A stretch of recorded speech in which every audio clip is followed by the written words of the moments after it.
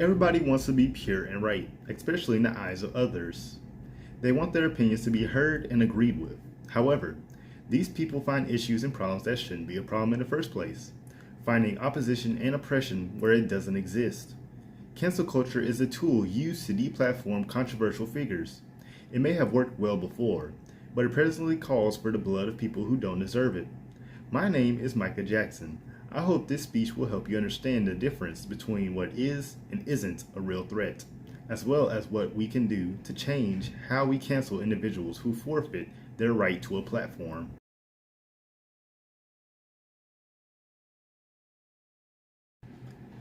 Cancel culture is a rather recent contemporary event. Extremely active during 2016, it has only flooded every corner of the internet since then.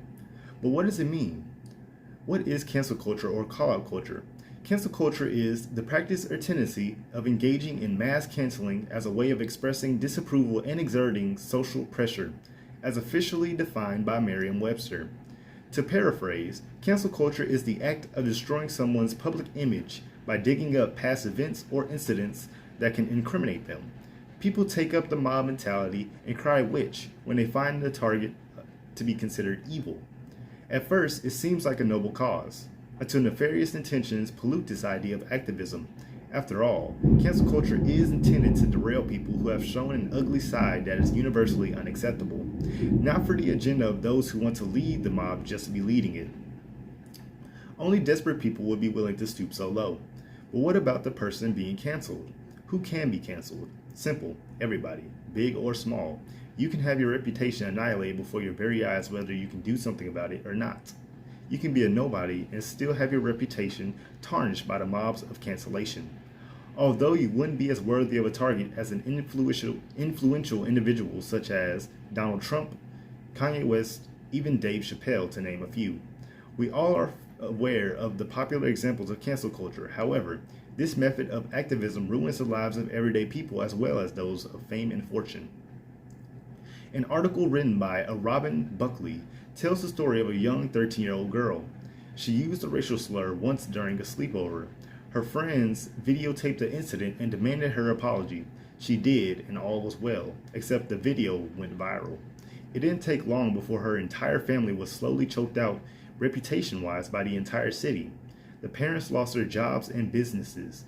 The children retained hatred from the internet, especially the 13-year-old girl. The destruction doesn't begin with the reaction. It begins with whom you dub as the target.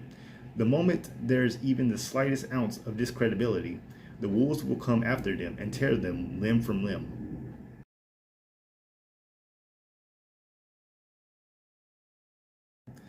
As I stated earlier, everybody wants to be pure and right, even if it means mincing the morality or facts behind certain actions. How do such people gain authority they shouldn't have in the first place?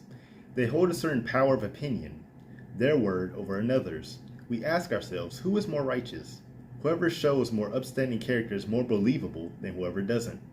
They can do no wrong. Within an article on BBC's news website, it quotes Dave Chappelle's response to meeting with the transgender community. He said, "You said you want a safe working environment at Netflix. Well, it seems like I'm the only one that can't go to the office anymore." Ben Shapiro breaks cancel culture down perfectly in a video uploaded by the Young America's Foundation. At the beginning of the video, he says, "It's not good faith conversation happening on Twitter. It's how can I ruin your life with something you're saying today by misconstruing it or taking it out of context." We like to think that the transgender community can do no wrong. They are simply fighting for what they believe in. However, if they are targeting people who aren't against them in the first place, then why are they still fighting? And for what? One thing I can tell you they are fighting for is political correctness. What is political correctness? To paraphrase, avoiding the usage of expressions or acting against a group of people known to be discriminated against and socially disadvantaged. A very noble action to take, though not so noble when used constantly as a show of alliance or allegiance with certain, if not all, groups which fall under this criteria. The concept of modern racism is based off of the fact that people do well enough to hide it. The same people may also pursue this characteristic as a front of glamour, being woke, and purity. Former President Barack Obama discusses this issue with The Guardian. Within the video, he states, "If I tweet or hashtag about how you didn't do something right or used the word wrong verb or, then I can sit back and feel pretty good about myself. You see how woke I was? I called you out." As he clarifies toward the end of the video, this arms race for superiority in universal morality and incorruptible character needs to stop. He later says, "That's not activism. That's not bringing about change. If all you're doing is casting stones, you're probably not going to get that far," and I agree with him. Cancel culture is now a popular activity. The entire internet seems to participate in this blood sport, calling for the head of whoever causes the next trickle or disturbance in the sea of controversy. This will never stop, especially if more people hop into the bandwagon and continue with this sort of behavior. It is not going to better anything. It is not going to work, only ruin. That is the key element behind cancel culture after all, ruining an individual. In fact, it is deeply rooted within ad hominem fallacy, a false argument voiced by the opposing side to destroy one's character or credibility by attacking something they've done before that has nothing to do with recent events. This idea that says, they committed this atrocity at an earlier date, so how can we trust them now? They may still cling on to the same blemish even today, an argument we all love to hang on to. However, people can grow, they can change, they can redeem themselves. This argument simply becomes a waste of time by rehashing the past to block a steadily moving present. When have we seen such a fallacy work before? When does cancellation properly do its job?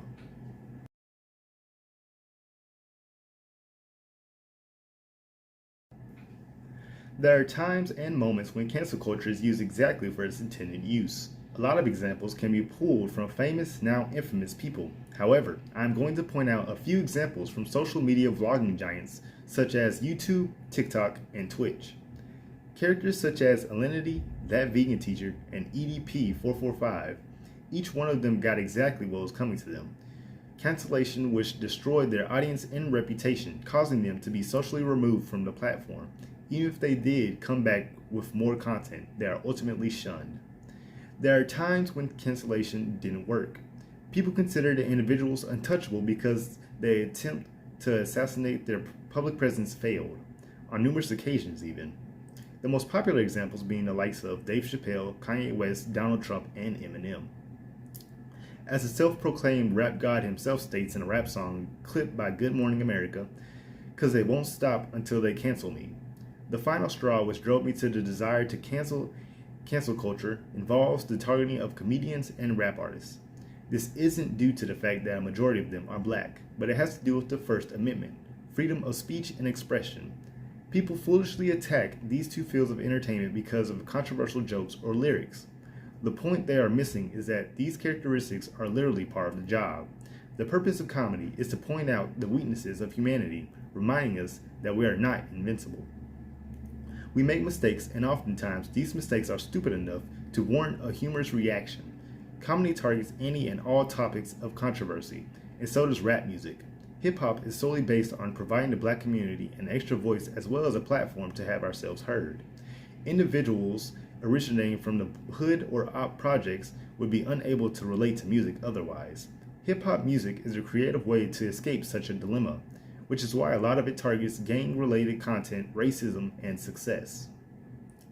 Do not target mediums where controversy reigns supreme, where controversial topics thrive, otherwise the craft would die.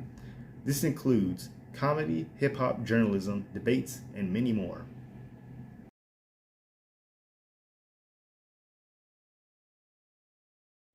Rather than spending our time bashing individuals over the internet in the thousands, let us remind them of what is universally accepted as far as morality is concerned.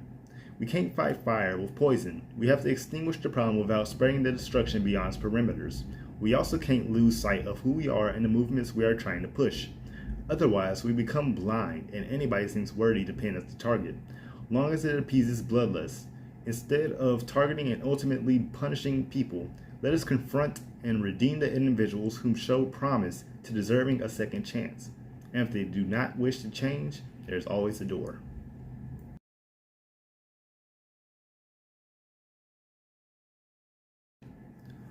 We have discussed what cancel culture is and how it affects the way we presently deal with issues in our society. We have also discussed examples of cancel culture and how it distracts us from the real problems. Cancel culture isn't a perfect method to getting rid of all our problems. We can change that by canceling cancel culture, by changing how we go about determining the real threats from the distractions, and resolving our issues with a healthier, more civilized methodology. Cancel culture before it cancels you, your time, and your energy spent in fighting something you're not too sure is worth fighting for or against.